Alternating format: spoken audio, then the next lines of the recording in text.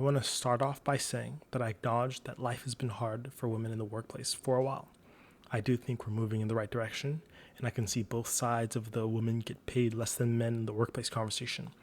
But some areas are dominated by women, which I'm not here to say that's wrong or give a take on that. I think that's fine.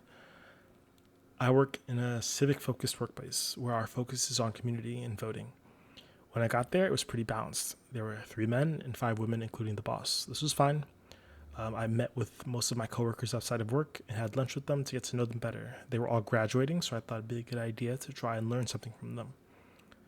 This year, we gained way more people, and the ratio was more 2 to 10, 2 men, 10 women, including the boss. This wasn't terrible, and I got along with most of the people that joined. Some of them I took out to had lunch with them. Others we talked more in the workplace, and we had good relationships. So I had good relationships with most of my coworkers. The problem came when one day I'm talking to one of my coworkers, and I make a point that I think balanced workplaces are good, especially in civic life, since men, especially black men, don't participate as much as they should. And having faces that look like them in these places might encourage them to join. I obviously understand that black women have been leading the civic fight for black people for a long time now. Some of that having to do with wrongful incarceration of black men, some of that having to do with certain welfare policies, such as aid to families with dependent children, AFDC, which included provisions where benefits were reduced or denied if there was a man in the home who could provide financial support. And obviously, this would disproportionately affect low-income families. And majority of those low-income families, lots of those low-income families are going to be black. So you're going to have a disproportional amount of black families losing or not having a father because the government has made it beneficial for there not to be a father in the home because you get more money. Very nuanced situation here. While I'm having this conversation with my coworker, there's 2 people here. There's one coworker who I don't really talk to as much, but I thought were just cordial, and another coworker that I'm actually pretty good friends with, and we have a pretty strong relationship. And we were when we were talking before, the coworker that I have a strong friendship with, let's call her Jasmine. She said that she was having a hard time making a decision, and I think I said typical because it's the stereotypical joke that women can't make decisions.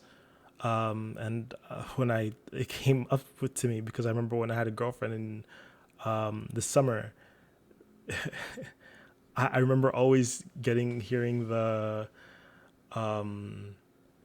oh, you tell your girlfriend, do you want food? And she's like, no, but then she eats your food and all these things, just these stereotypical like relationship things, right?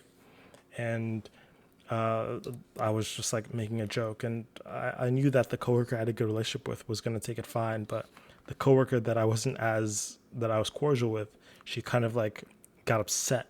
But the coworker, Jasmine, started to troll me, and she acted as though she was also annoyed and upset at it, and I could see her through like my side eye when the other coworker wasn't looking. Jasmine was like smiling on the side, and I'm just like, what are you doing? Like, you're actually effing me over right now. But a coworker that was annoyed, she felt vindicated. I made a comment about them. I was like, oh, have you ever been in a relationship? And they said no. And I said, that's why you can't understand, because you need to be in a relationship to understand. I had also made jokes about like there needs to be more testosterone, or me missing the other guy that was working there since he was going to be coming into work for another like 30 minutes to an hour. And usually, like when I look back on these jokes, it feels odd because I'm like, okay, yeah, if I said that, then maybe she said what she said next because she was already annoyed by the things that I was saying. But I don't really regret, because I feel like I'd say that again if I was comfortable with the person. But I just needed to know my audience, and I probably shouldn't have said that when there's someone there who I don't completely know, or we don't have the best relationship. The conversation with both of them, but mainly the coworker that was annoyed, let's call her Vivian. It got to a point where Vivian accused me of thinking that workplaces need to be dominated by men.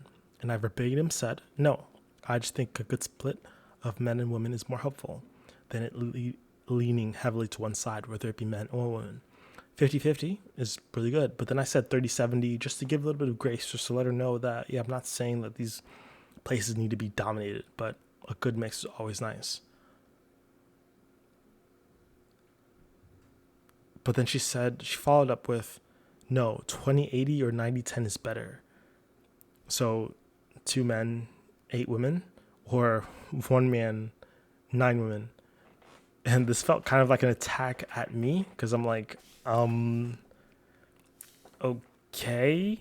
I just, in that moment, I felt as though she has a stereotype or a depiction of men in her head that doesn't align with the type of men that I've seen. Of course, I've seen the type of men that I'm assuming she's picturing, these people that just like to dominate and are sexist and are bad and all the things that you wouldn't want in the workplace. But I've seen many men who are also very like passive, who are followers, which isn't a bad thing. You need followers. I heard this thing where it's like the first sheep is often more courageous than the first leader, which I feel like kind of rings true, because if someone's saying something and no one else wants to follow, and then you're the first person to be like, okay, I actually believe in this person or actually agree with this person, that's like the probably the hardest step to take.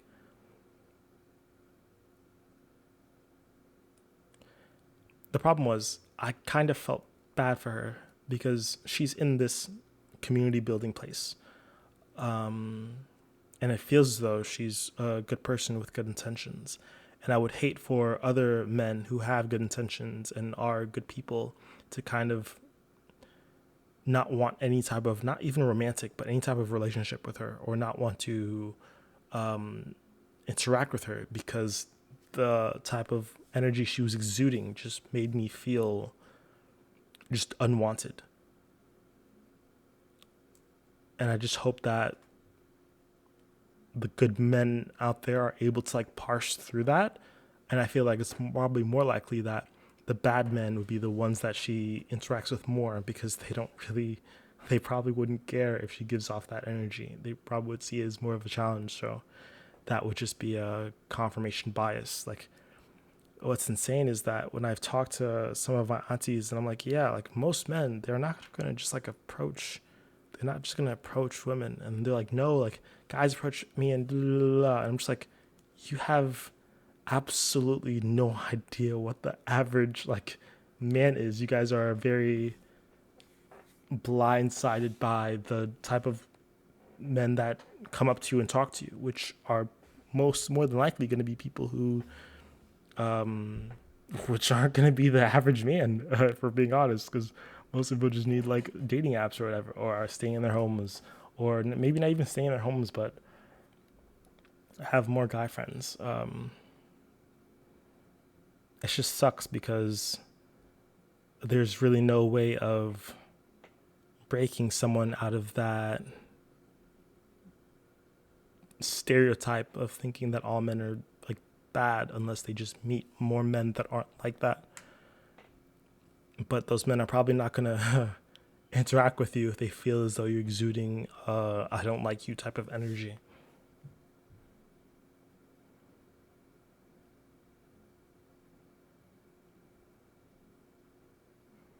But I'm only saying this because of the fact that she's in this environment where she's trying to do good for like the people, for the community. And I feel like you have to be at least a decent person to want to do that. And I'm not even talking about like romantically. It's just more like having good people around you.